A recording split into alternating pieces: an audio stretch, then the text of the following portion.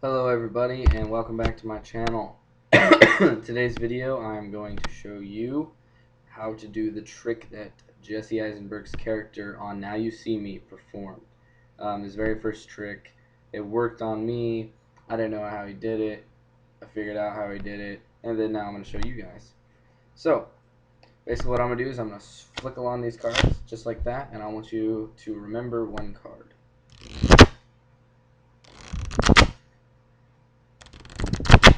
Is that too fast? You gotta do it slower. Got it? Okay. The card that you were thinking of, before I even made this video, before I even started this video, I've had my phone here. And it has a picture of one card, and that card is the Seven of Diamonds.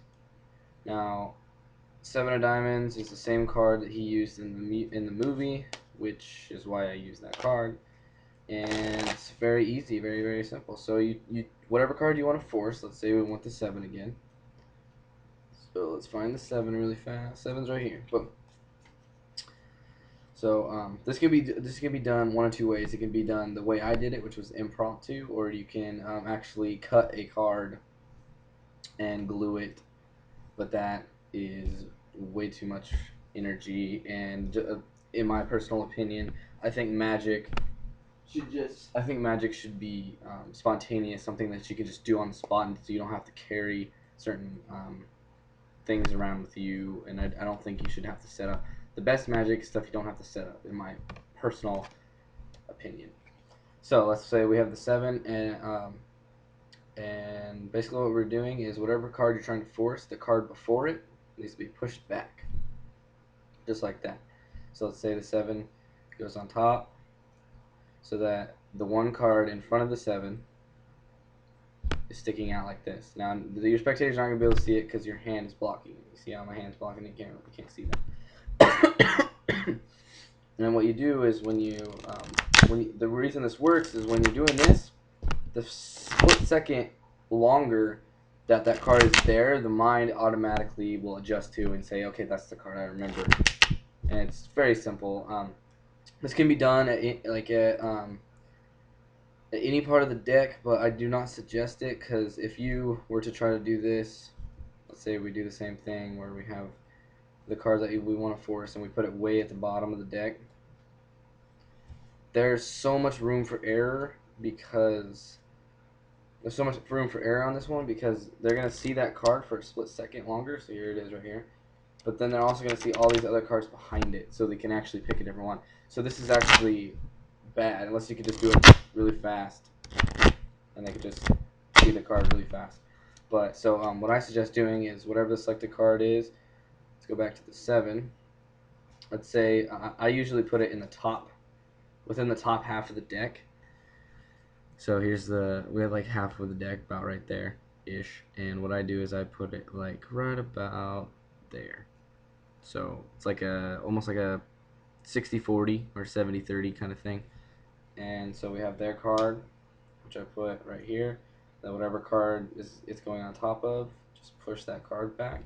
It doesn't have to be really far, but just enough to where, and you need to practice this too in front of a camera or something, so that it actually works. Like right there, like that one right there is a pretty good one, etc. And then just play around with it. You can do any kind of big reveal with that. You can do what Jesse Eisenberg did, which is going to take you a little while to do, which is where he made the card appear on a window. I mean on a building, and you can do some kind of big reveal. I mean, Eric Leclerc, or the Eric Leclerc show, that's what it's called. He did this move, and he was like, was it this card? And it wasn't that card. And what he did was like, fine, whatever. And he walked away, and on his back he had taped the card that was actually seen by everyone, and it was just hanging there. But it was like a huge version of it. I think that reveal, because it caught me off guard so much, that reveal I think was actually better than Jesse Eisenberg's, even though Jesse Eisenberg's was definitely creative.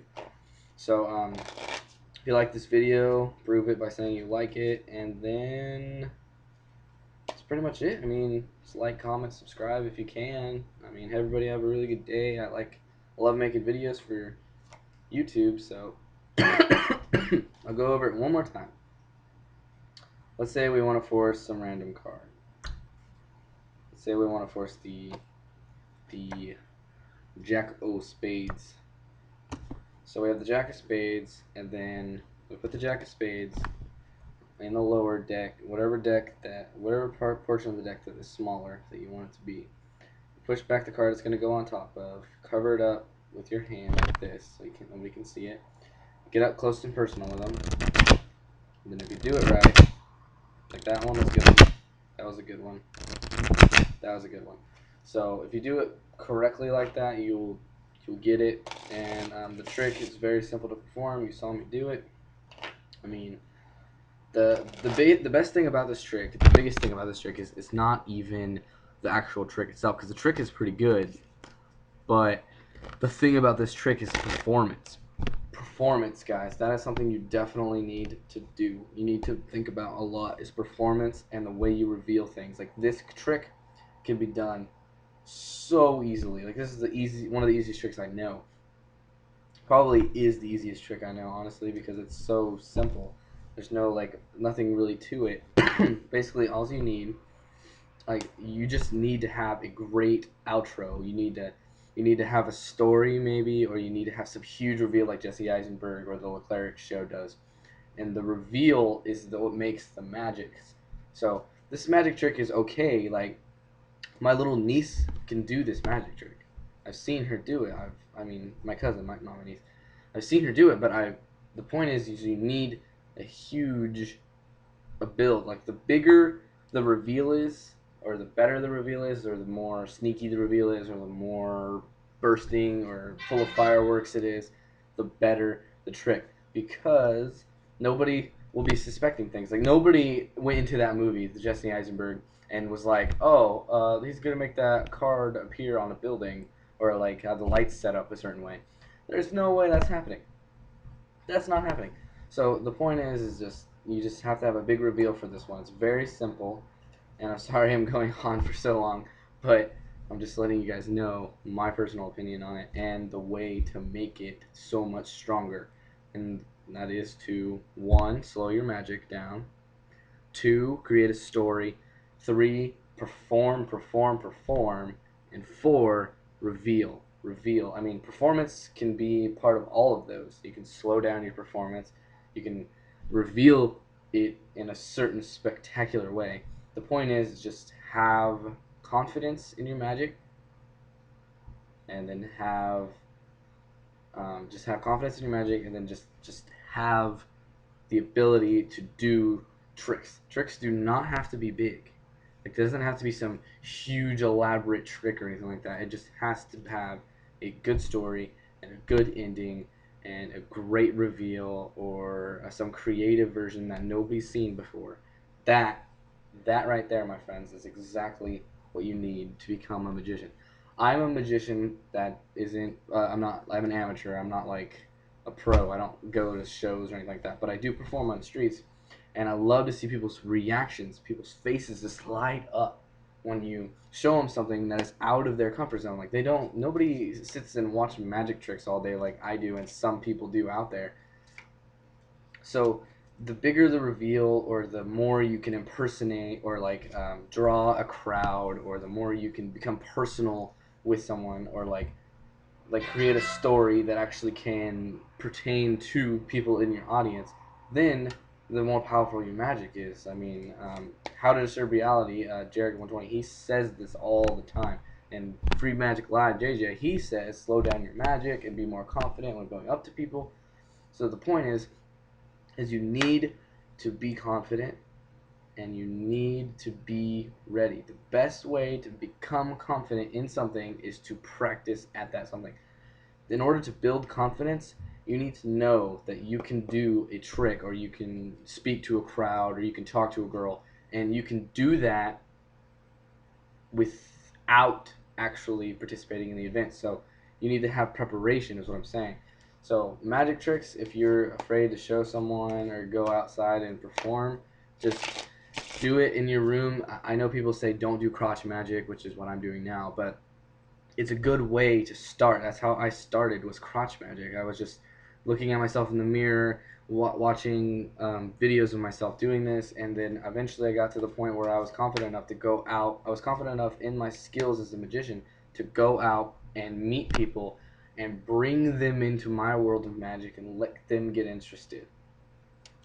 So that's pretty much it. This was just supposed to be a video about the magic trick from Now You See Me with Jesse Eisenberg's character doing it, but for some reason I just got on a rant about confidence and the ability and your level of magic.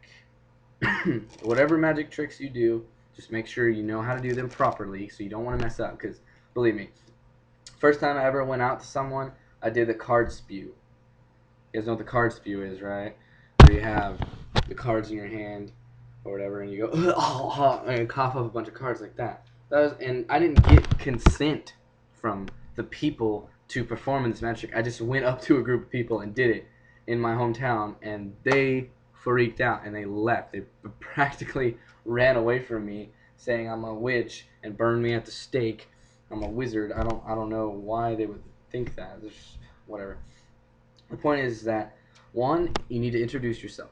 That is key. Introduce yourself, and then just perform magic. Like, one thing that I always do is, like, if I'm going to a party or if I'm going somewhere where there's actually going to be, where there's actually going to be a lot of people just sitting there, and it's okay for you to ask what people do for a living,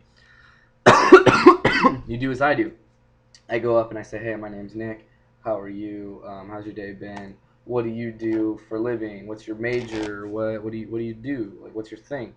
And they will give their spiel, and then as human intuition and politeness that most to all humans have, they will ask you that question too. And you can say, oh, well, I'm a marine science major. I love to scuba dive, blah, blah, blah. And then just somewhere along the line, just throw in, I'm a magician on the side. And then most of the time people will be like, whoa, you're a magician. Can you show me something? Is there anything that you have with you that you can show me? And that leads me back to a rule I have not talked about yet, which Derek 120 promotes greatly. Always be prepared for magic, because if somebody figures out that you are a magician and wants to see a trick, and you have nothing up your sleeve, literally, or you have no cards, or you have no rubber bands, no coins, nothing prepared, then it's going to be a bummer, and you wouldn't be able to surprise that person that day, or you wouldn't be able to help that person come into your world of magic and be interested in the trick that you're about to perform. So, what I want you guys to leave with this is, in order to build confidence, you need to know your stuff. You need to know your tricks. And then another way to boost your confidence, to boost it to that next level, is to just suck it up, go out there and perform to people. If you do not perform to people and you just do crotch magic, which is what I'm doing for you guys, if you just keep doing that, nothing. You're not going to do anything. You have magic, and you have magic up your sleeve, and that's good, but you aren't performing to people, and you aren't doing what the art was meant to do, which was entertain. So pretty much, keep your confidence up, build your confidence, and just subscribe to my channel if you want some more random rants about random things. And just, be prepared, be confident, be lovable, enjoy the company of other people. First off, another thing is, if you are in magic and you do not like to talk to people, that's kind of a bad combination, but it is okay, because you can overcome that, I promise you, because I was just the same way. Like, I used to have to do PowerPoints in school, or presentations in school, or something like that with poster boards, and I hated it for a long time. Then I got into magic, and then I can talk to anyone. I really can. I can talk to just anybody in the whole world. I can just talk to them. President Obama came up to me right now and was like, hey, you wanna go for a coffee and talk? I was like, sure. I mean, who wouldn't deny the president that? Or if somebody else, I don't know, like Kim Jong-un came up to you and he was like, hey, you want to have a coffee? I'd be like, yeah, sure. Why not, I guess. Point is, just get confidence by building your skills so that you know that you can do a trick to a certain amount of people. And just, you know, once you build your confidence there, then you need to build the next step, which is people relations, public relations with individuals. So you need to go and you need to enjoy the presence of other people. And then once you finally get out of your tight little bubble, your little nutshell, and you crack open a little baby bird and you're out of the egg, you just say, okay, I'm a magician now. I can talk to people and I know my stuff and I don't mess up. Of course, like every beginning magician, including myself, which I still do sometimes, I mess up. I mess up sometimes. Like, everybody messes up every once in a while. Even Jarek 120, my idol of the whole world, messed up a couple times. Like, I've seen it. And it's fine. It's perfectly fine. It's perfectly reasonable. Every day is a learning experience for the human condition, the human mindset, for all people and animals, is to just, every day is a learning experience, and you just need to incorporate that in your magic. So if you do mess up, you don't fall down. You just get, or if you do fall down, you just get back up on the horse and you try again. And if you try again, then you will achieve it eventually. I mean, there's so many failures that you're going to have to go through in magic and in public speaking and in school and in work and so many different things, and you just can't help it. Humans are not perfect. Everybody knows that. We are not perfect people. So what we do is we make mistakes and then we learn from those mistakes and we attempt to perfect it. And you know what that means is we need to practice that subject. So if magic is not your strong suit but you want to be into it, you got to practice. And once you practice with magic, you practice enough to where you feel comfortable performing a simple routine or a simple just one trick or something like that, then you should be fine. It's not a big deal. So after you build your confidence and by doing that, remember, you have to build your magic, build your people skills, and then go out there and have some fun. I mean, people will light up to magic. I mean, there are going to be people out there who are going to deny wanting to see a magic trick, but those people, you don't want to show it to them anyway because they won't appreciate it fully. Somebody came to me up on the street and was like, hey, you want to see an awesome magic trick? I'd be like, yes, I would love to see a magic trick. Even if I already knew, if I knew how the magic trick was done, it doesn't matter. Even if I perform that trick on a regular basis and it's the same trick and they showed me it, it doesn't matter.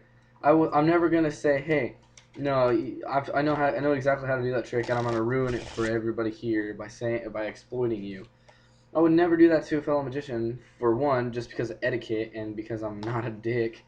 But for two, one thing is that I understand what it's like for someone to undermine my magic, and I know what it's like for someone to undermine my confidence and my thinking, and it sucks. I hated it so much. It hurt my feelings. And I know you guys are listening to me right now saying, oh, this guy's freaking emotional queer or whatever. That's fine. You can think that. But the point is that people will step on you. And people will do what they want to do. It's nothing that you can do about it. So if somebody goes like, hey, I don't want to watch your magic tricks, you just say, okay, there's plenty of fish in the sea. You just go up and you ask someone else, or you just wait for the opportune time to show some magic. It's not really that difficult at all. It's just, you just have to know who to go to for a magic trick. You have to know who you think is going to enjoy it more, which women tend to, younger women tend to enjoy magic a lot more than most people.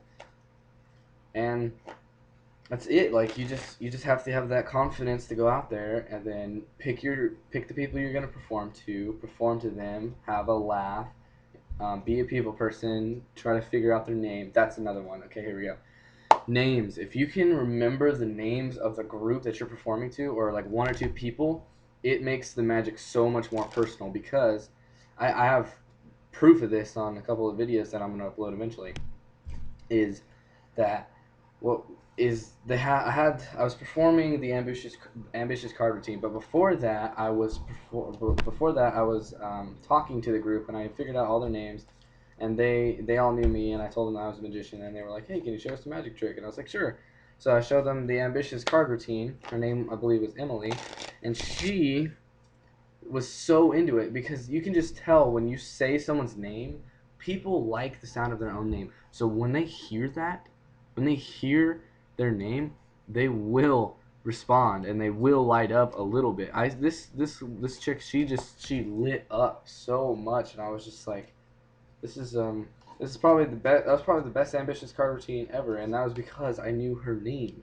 So if you know their names, you can do some memory thing, or you could write it on your arm, or you could like write it in your phone, and then later that night when you're performing to her, then you could figure it out. But the point is that know your people, know your abilities, have confidence, go up to strangers that you do not know, which by the way is another thing.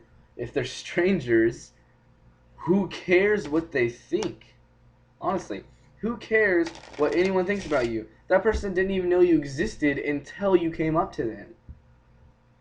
For all they care, you could have just been something dead, or a tree, or something that doesn't matter as much as another human being to them in their life, which does not have to bring your confidence down. All I'm saying is somebody comes up to you and it's like, hey, you want to see a magic trick? My name's Nick, and I'm very polite, and blah blah. And the person is very polite to you. That's a good sign. People who don't want to see your magic tricks, fine, better. You save the magic for the people who actually would enjoy it. So once again, just boost up your confidence by going out there and performing. By also knowing you can do a trick, knowing you can do a double lift on a standard deck. Just knowing your limits as a magician, and then you don't have to perform routines or anything like that. You can just perform one trick for one random stranger and light up their afternoon. I mean, magic for me is a thing that people need in their lives because it is such a drastic change from their lives. Like somebody's at work, or somebody works at McDonald's, and you come up to them and show them a trick at the register with a dollar bill. Like you just say, here's a dollar. Oh wait, it's not a dollar, it's $5. And you do I think that's called greed. And you do that, or you do the $500 bill. It's it's just such a good thing. Like people will light up when something they don't expect surprises them, or something happens to them to where they are in a different situation than they were. So if they're at McDonald's and they're working at the cash register or flipping burgers or something, and you come up to them and you say, hey, you want to see a magic trick? They're instantly going to be like, they're either going to be those people who say no and just get back to their work, or they're going to be those people saying in their mind, thank God for distracting me from this boring job. So you show them a magic trick, and then they light up, and then that's the story of their day. So when they go home or whatever and they talk to people, their day is going to be so much brighter because something randomly changed them. Something interjected their little life and just randomly changed it. So that's all I got today. Sorry for the very long rant. I wasn't meaning it for it to be like that. I just got the I guess I got the confidence boost just now to just start talking about things that people need to know. So anyway, that is the Heisenberg trick. Subscribe, comment, like, and all that jazz. I love you guys so much. YouTube is very, very fun to do. I love making videos, and I would do plenty of more public speaking things or confidence boosts or anything like that. I do not have a professional editing system, as you guys can probably tell. I'm using my webcam, just the HD Media Smart HP. And if I do eventually get a decent computer or a decent